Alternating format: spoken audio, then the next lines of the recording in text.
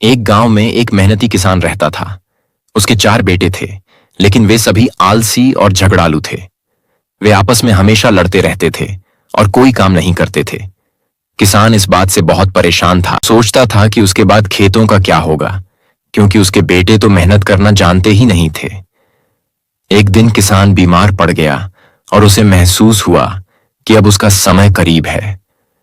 उसने अपने बेटों को बुलाया और कहा, मुझे तुमसे एक बात कहनी है। हमारे खेतों में एक खजाना छिपा हुआ है। अगर तुम सब मिलकर मेहनत करोगे तो उसे पा सकोगे। यह सुनकर चारों बेटे बहुत खुश हो गए। किसान के जाने के बाद चारों ने मिलकर खेत खोदना शुरू कर दिया।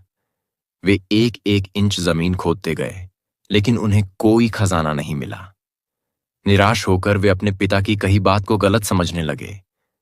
लेकिन कुछ समय बाद जब खेत में फसल बोई गई और अच्छी बारिश हुई तो खेत में बेहतरीन फसल हुई। तब चारों बेटों को समझ में आया कि उनके पिता ने उन्हें मेहनत और एकता का असली खजाना दिया था। उन्होंने आपस में झगड़ना बंद कर दिया और एकजुट होकर रहने का संकल्प लिया।